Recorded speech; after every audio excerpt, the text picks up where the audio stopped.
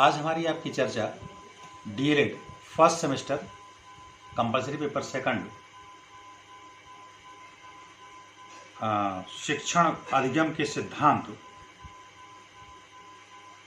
Chapter है शिक्षण की प्रविधियां part second teaching of techniques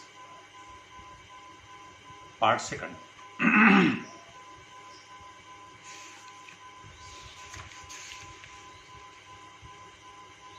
शिक्षण की प्रविधियों के प्रकार में हमारी आपकी चर्चा पिछले लेक्चर में प्रश्नोत्तर प्रविधि, विवरण प्रविधि, वर्णन प्रविधि, व्याख्यान प्रविधि और स्पष्टीकरण प्रविधि पर हो चुकी है। अब उसके आगे है कहानी कथन प्रविधि, स्टोरी टेलिंग टेक्निक्स। कहानी कहना एक विधि है। इसका प्रयोग विधि प्रविधि दोनों रूप में किया जाता है।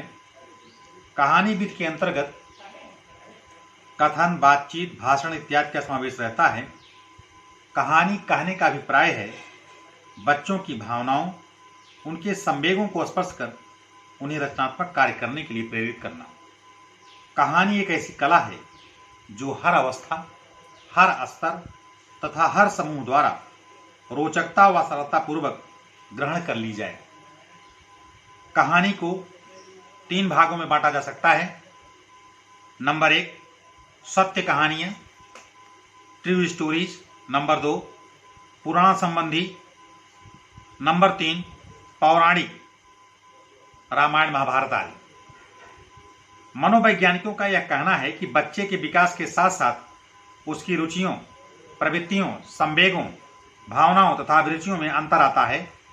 इसलिए बच्चे को उसकी अवस्था के अनुकूल कहानियों का अध्ययन कराया जाना चाहिए। अध्यापक को इस प्रविधि को प्रयोग करते समय निम्न सावधानियां बरतनी चाहिए। नंबर 1 कहानी बनाते समय उसके उद्देश्यों से अध्यापक पूर्ण अवगत होना चाहिए। नंबर 2 उसे छात्र के स्तर का ध्यान रखना चाहिए। नंबर 3 भाषा आसान एवं बालकों की आयु के अनुसार होनी चाहिए।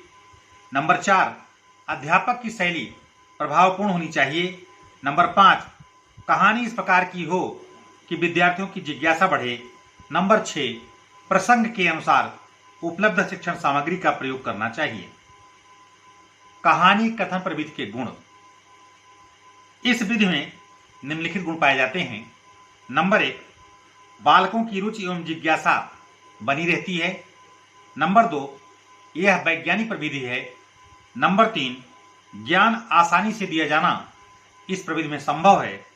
नंबर 4 ज्ञान प्राप्ति के साथ साथ बालकों को इसमें मनोरंजन प्रदान करने का भी अवसर प्राप्त हो जाता है।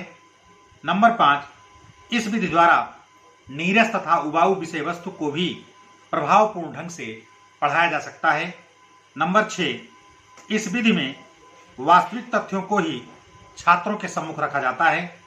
नंबर 7 छात्र कक्षा से बाहर नहीं जाना चाहते, बल्कि कहानी सुनने का वे इंतजार करते रहते हैं। ये गुण है।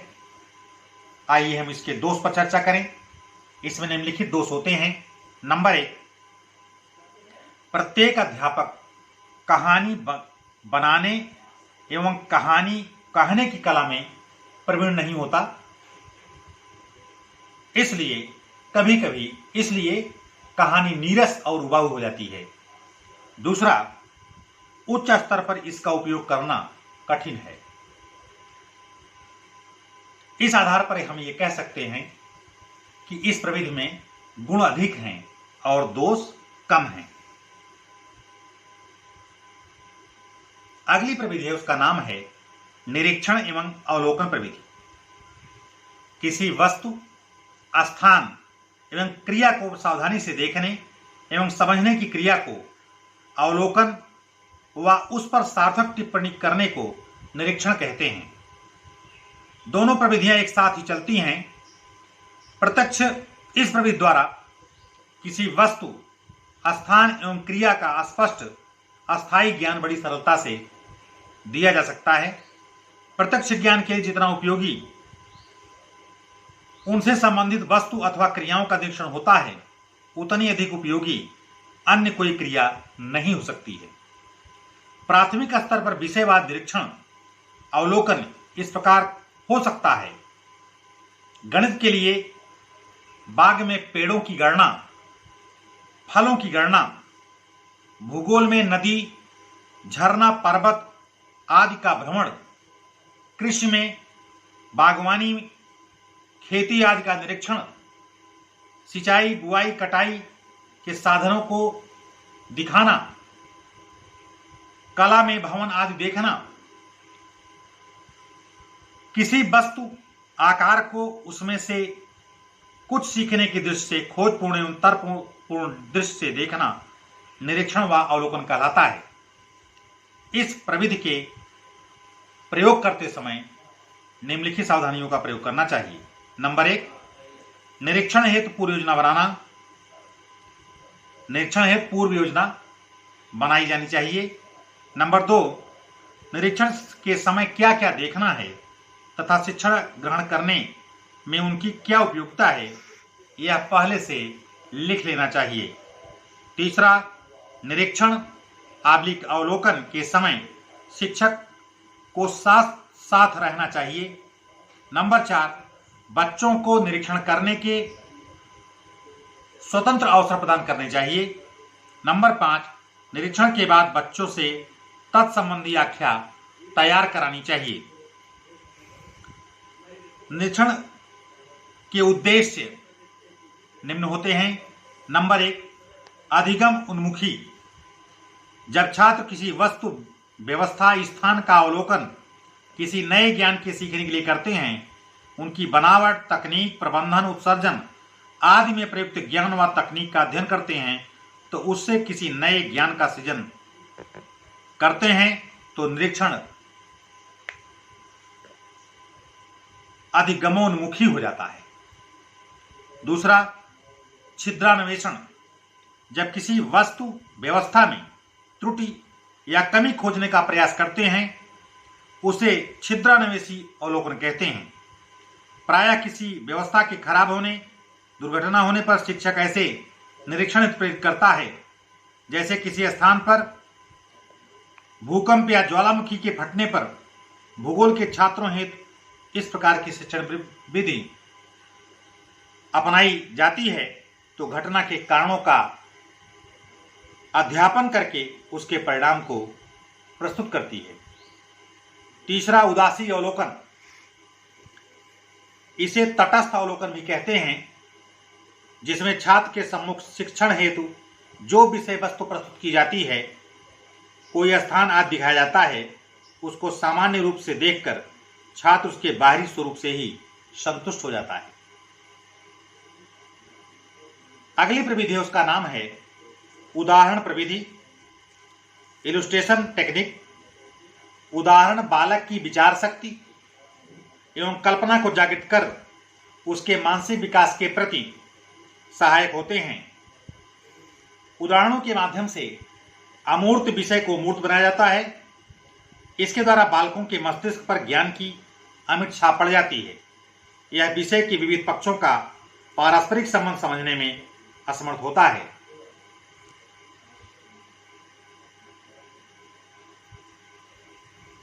अच्छे उदाहरण दुरूह कथन को सजीव एवं सरल बना देते हैं।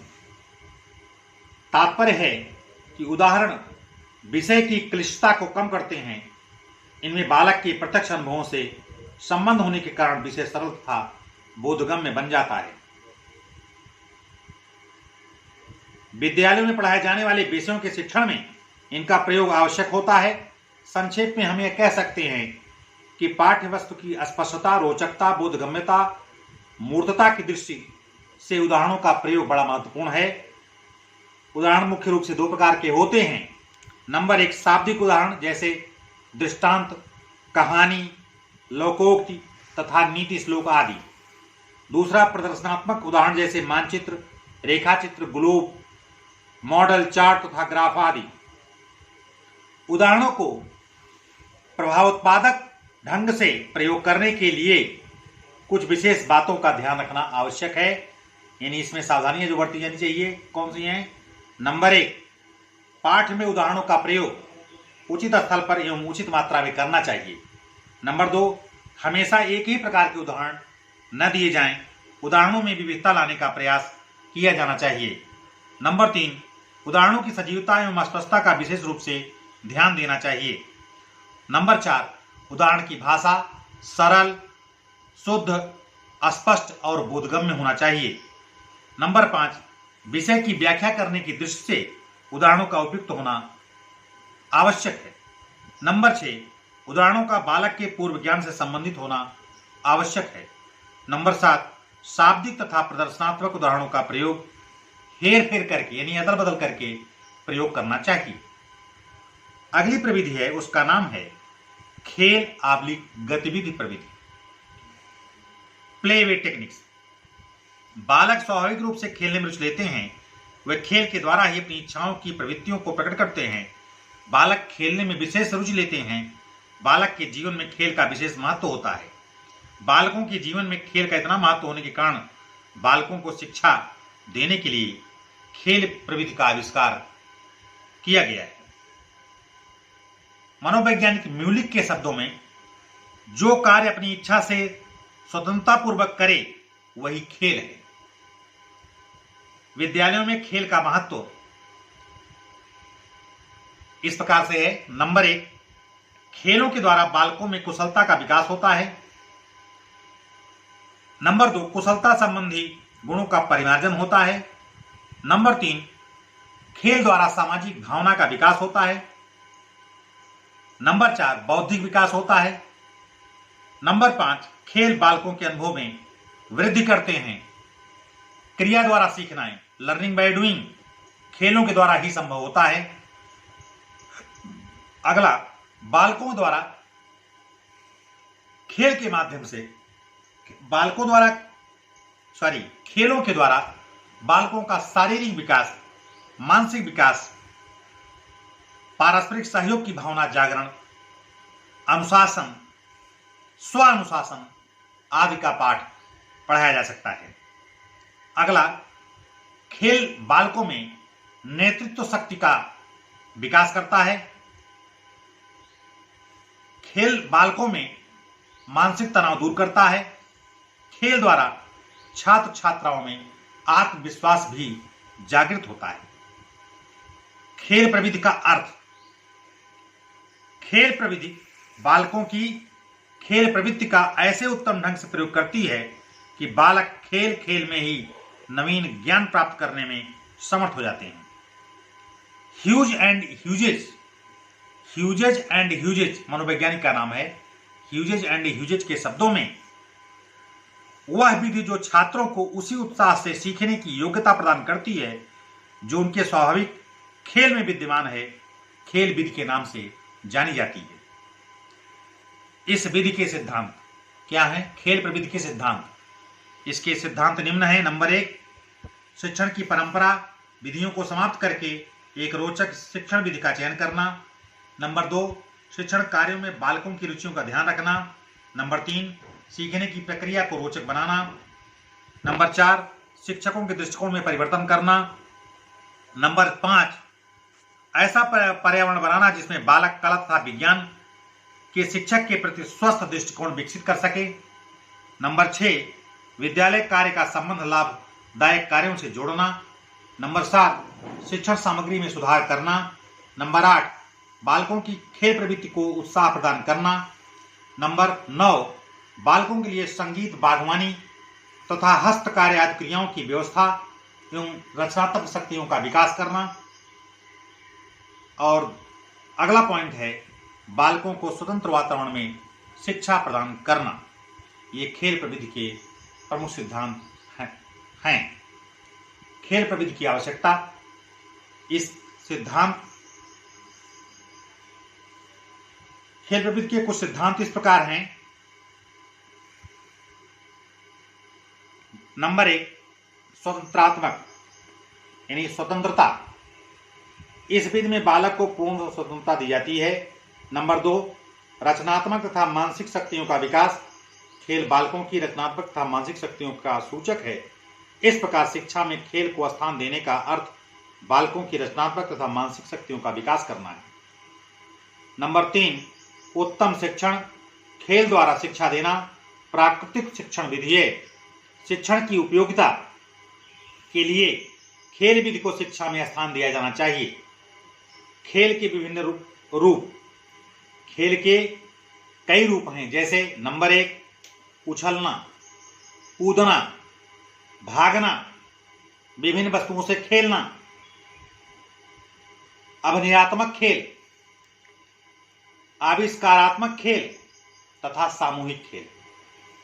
इस प्रवृत्ति के गुण, इसके निम्न गुण है। नंबर 1, यह विधि बालकों को क्रियाशील बनाती है। नंबर 2, यह विधि बालकों को सहयोग का पाठ पढ़ाती है। नंबर 3, यह विधि बालकों में रचनात्मक शक्तियां, सामाजिक संबंध, शारीरिक एवं मानसिक शक्तियों तथा सामाजिक सामंजस्य स्थापित करने में सहायक होती है। अगला, यह विधि बालकों को ध्यान केंद्रित करने में सहयोग प्रदान करती है। यह विधि बालकों को स्वानुशासन सिखाती है तथा समूह प्रवृत्ति को परिष्कृत करती है। यह विधि बालकों को गंभीर कार्य करने के लिए तैयार करती है। इस प्रविधि के दोष हैं, खेल प्रविधि के दोष, इसके दोष निम्न हैं। नंबर 1, इस विधि से उच्च कक्षा के बालक लाभान्वित नहीं हो सकते। जब बालक किशोरावस्था में पहुंच जाते हैं तो उनकी रुचि खेल में कम हो जाती है। नंबर 2, इस विधि से दी जाने वाली शिक्षा महंगी होती है, इसी कारण जनसाधारण इससे लाभ नहीं उठा पाते हैं। नंबर 3, सभी विद्यालय इस विधि से शिक्षा का प्रबंध नहीं कर सकते। नंबर 4, इस विधि से शिक्षा देने में प्रशिक्षित शिक्षकों की कमी होती है। नंबर 5, इस विधि से जो शिक्षक शिक्षण कार्य करते हैं उनको विशेष प्रशिक्षण की आवश्यकता पड़ती है।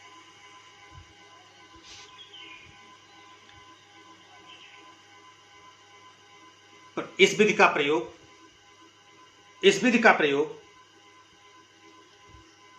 पठन पाठन के निम्न विषयों में किया जा सकता है, जैसे इतिहास, भूगोल, गणित, विज्ञान, वाणिज्य शास्त्र तथा भाषाएं।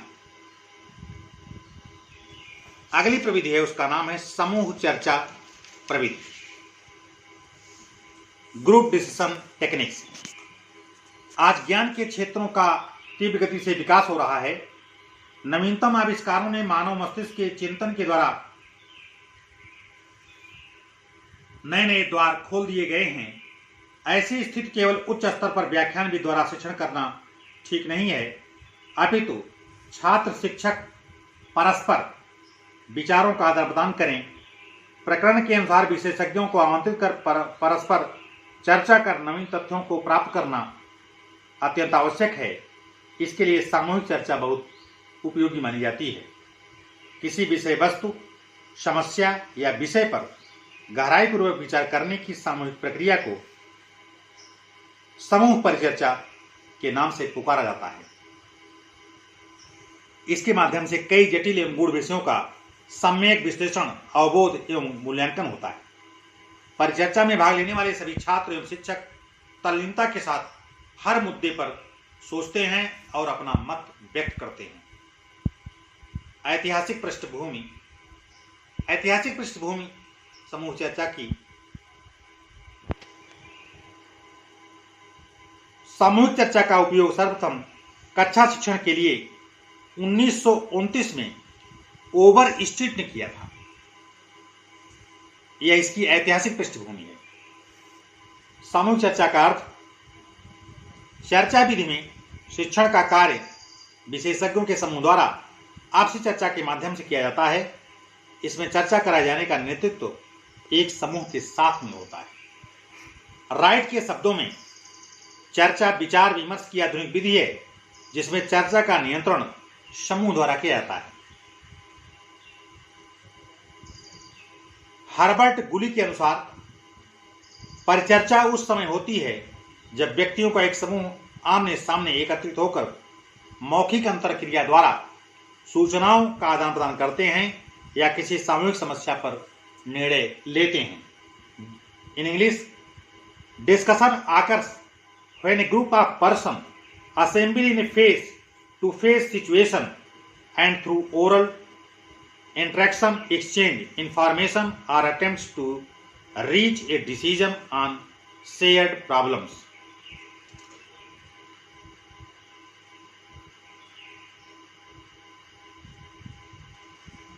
गुड के शब्दों में विचार विमर्श का अर्थ उस क्रिया से है जो किसी प्रकरण, प्रश्न या समस्या के साथ संबंधित होती है और जिसमें भाग लेने वाले निर्णय अथवा निष्कर्ष पर पहुंचने की सच्ची इच्छा रखते हैं। In English, discussion means an activity characteristics by adherence to a topic, question और problem, about which the participants sincerely wish to arrive at decision or conclusion.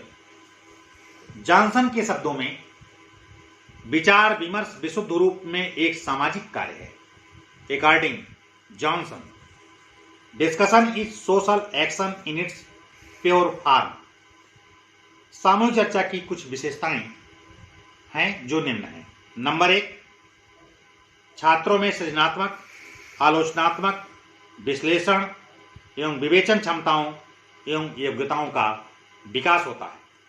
Number 2, छात्रों में सही दृष्टिकोण एवं अभिवृत्तियों का विकास होता है। नंबर 3, शैक्षिक परिचर्चा में भाग लेने के कारण उनके तरीकों को सीखने तथा अनुकरण करने का अवसर मिलता है। नंबर 4, विश्वविद्यालयों, महाविद्यालयों के लिए इस प्रविधि द्वारा चिंतन स्तर पर शिक्षण व्यवस्था की जाती है। नंबर 5, इससे समस्या समाधान की क्षमताओं एवं प्रवृत्ति का विकास होता है। सामूहिक चर्चा की प्रकृति, इसकी निम्न प्रकृति है। नंबर 1, इसमें छात्रों के प्रश्नों तथा उत्तरों को ही महत्व दिया जाता है। नंबर 2, यह किसी शैक्षिक समस्या या दृष्टिकोण तथा पाठ्यक्रम संबंधी समस्या पर आयोजित किया जाता है। अगला, इसके 2 रूप होते हैं, औपचारिक तथा अनौपचारिक। औपचारिक कार्यक्रम को पहले से ही बनाया जाता है, इसमें विशिष्ट नियमों का अनुसरण किया जाता है। सामूहिक चर्चा के उद्देश्य, इसके निम्न उद्देश्य हैं। नंबर 1, सामाजिक, सांस्कृतिक, नैतिक मूल्यों का विद्यार्थियों में विकास करना। नंबर 2, छात्रों में आत्मविश्वास, आत्मनिर्णय, आत्मचिंतन के स्थान पर मौखिक अभिव्यक्ति की स्थापना करना। नंबर 3, समस्या का विश्लेषण कर अधिगम को प्रभावी बनाना। नंबर 4, चर्चा द्वारा मनोरंजन के साथ साथ ज्ञानवर्धन करना। नंबर 5, छात्रों में परस्पर सहयोग की भावना के साथ व्यापक दृष्टिकोण उत्पन्न करना। समूह चर्चा प्रविधि के प्रकार, इसके कुल 4 प्रकार होते हैं। नंबर 1, सार्वजनिक चर्चा। इस चर्चा का आयोजन सार्वजनिक स्तर पर किया जाता है, जिसमें ऐसे विषयों को रखा जाता है जो सामान्यतः सार्वजनिक क्षेत्र के होते हैं, जैसे खाद्य समस्या, बेरोजगारी की समस्या, प्रदूषण, महंगाई की समस्या आदि। यह चर्चा आकाशवाणी, इंटरनेट और दूरदर्शन के द्वारा भी आयोजित की जाती है। नंबर 2, शैक्षिक चर्चा। यह चर्चा विद्यालय, महाविद्यालय, अंतर विश्वविद्यालय, विश्वविद्यालय स्तर पर आयोजित की जाती है तथा इसका केंद्र बिंदु छात्र होता है। इसमें सूचनाओं तथा तथ्यों का ज्ञान प्रदान, सिद्धांतों तथा समस्याओं के समाधान हेतु पैनल चर्चा की व्यवस्था की जाती है। नंबर 3, चर्चा का विषय। पाठ्यक्रम में निर्धारित प्रत्येक विषय परिचर्चा के लिए उपयुक्त नहीं माना जा सकता, अतः केवल ऐसे विषयों पर ही चर्चा आयोजित करनी चाहिए जिनके अलग अलग पक्षों पर मतैक्य नहीं पाया जाता, अथवा जिनके स्वरूप के बारे में विवाद हो, अथवा जिनका तात्कालिक परिस्थितियों को अच्छी तरह समझने की दृष्टि से भी विशेष महत्व हो। नंबर 4, चर्चा के लिए अपेक्षित योजना। परिचर्चा के उद्देश्य, उसमें भाग लेने वाले छात्रों की संख्या, उनके बैठने के ढंग, अध्यापक की भूमिका एवं निर्धारित समय की दृष्टि से एक योजना बनाना आवश्यक है जो इसके कार्यान्वयन में सहायक सिद्ध हो सके। सामान्यतः 20 से अधिक छात्रों के समूह में परिचर्चा का आयोजन करना उपयुक्त नहीं माना जा सकता। सामूहिक चर्चा का उपयोग, इसका उपयोग निम्नानुसार हम कर सकते हैं। नंबर 1, इस प्रविधि से ज्ञानात्मक तथा भावात्मक पक्षों के उच्च उद्देश्यों की प्राप्ति की जाती है। निम्न उद्देश्य के लिए इसका उपयोग नहीं किया जाता। नंबर 2, सामाजिक अधिगम को अधिक प्रोत्साहन इसके द्वारा मिलता है। नंबर 3, पाठ्य वस्तु तथा प्रकरण के बोधगम्य के साथ परिपाक को भी प्रोत्साहन मिलता है। नंबर 4, छात्रों में ज्ञान वृद्धि के साथ समस्या समाधान, तर्क सत्य आलोचना करने की क्षमताओं का विकास भी इसके द्वारा होता है। सामूहिक चर्चा की सीमाएं यानी दोष, इसके निम्न दोष हैं। नंबर 1, समूह के सदस्यों के पूर्व स्पर्धा के कारण भी आलोचना रचनात्मक नहीं होती है। नंबर 2, इस प्रविधि में सदस्यगण के विषय से संबंधित आपसी मतभेद के कारण छात्रों में भ्रम और असमंजस की स्थिति उत्पन्न हो जाती है। नंबर 3, चर्चा के समय विषय से संबंधित भ्रम की स्थिति उत्पन्न होने की संभावना रहती है, जिससे सामूहिक चर्चा के उद्देश्यों की पूर्ति नहीं हो पाती। प्रभावशाली चर्चा के सुझाव। प्रभावशाली परिचर्चा के लिए निम्नलिखित सुझाव दिए जाते हैं। नंबर 1, विषय में पारंगत तथा योग्यता क्रम के अनुसार वरिष्ठ व्यक्तियों में से किसी को अध्यक्ष चुना जाना चाहिए। नंबर 2, अध्यक्ष सहित समूह के सदस्यों के बैठने की व्यवस्था इस प्रकार हो कि श्रोतागण सहित सभी एक दूसरे को देख और सुन सकें। नंबर 3, समूह के सदस्यों के सार्थक तथा रचनात्मक अच्छे सुझावों को बढ़ावा दिया जाना चाहिए। नंबर 4, इस प्रविधि की योजना उचित प्रकार से बनानी चाहिए जो देखने में उच्च स्तर की प्रतीत हो। नंबर 5, अनुदेशनात्मक यानी अनुदेशक को समूह के सदस्यों का चुनाव करते समय यह ध्यान देना चाहिए कि उनमें आपस में किसी तरह का मतभेद न हो। अगली है प्रयोगशाला प्रविधि। यह विधि विज्ञान शिक्षण में प्रयोग की जाती है। शिक्षण में जब इस विधि का प्रयोग किया जाता है तो छात्रों को कुछ उपकरण कुछ निर्देशों के साथ दिए जाते हैं। छात्र प्रयोगशाला में स्वाभाविक पर्यावरण में प्रयोग करते हैं। प्रयोगशाला प्रविधि का प्रयोग, जब बालक विज्ञान से संबंधित कोई प्रयोग करते हैं तो वे प्रयोग संबंधी गणनाओं को अपनी उत्तर पुस्तिका में अंकित करते जाते हैं। प्रयोग के अंत में बालक प्रयोग का परिणाम निकालते हैं। बालकों को प्रयोग करते समय यदि कोई जिज्ञासा, शंका या कठिनाई होती है तो शिक्षक उसका समाधान करते हैं। इस विधि में बालक सक्रिय होकर कार्य करते हैं। इस विधि के गुण निम्न है। नंबर 1, छात्रों में उत्तरदायित्व की भावना जागृत होती है। इस विधि से छात्रों को निरीक्षण का अवसर मिलता है। छात्र फल की सत्यता की जांच कर लेते हैं। बालकों के ज्ञान अर्जित करने का ढंग करके सीखना होता है। बालक उपकरणों का प्रयोग करना सीख लेते हैं। प्रयोगशाला से बालक स्वयं प्रयोग करता है, वह शिक्षण निरीक्षण करता है और वह स्वयं ही सामान्यीकरण भी कर लेता है। इस विधि के दोष निम्न हैं। नंबर 1, इस विधि में समय अधिक नष्ट होता है। यह विधि शिक्षण तथा प्रत्येक विद्यालय के लिए संभव नहीं है, क्योंकि इस विधि में उपकरण खरीदना बहुत महंगा होता है।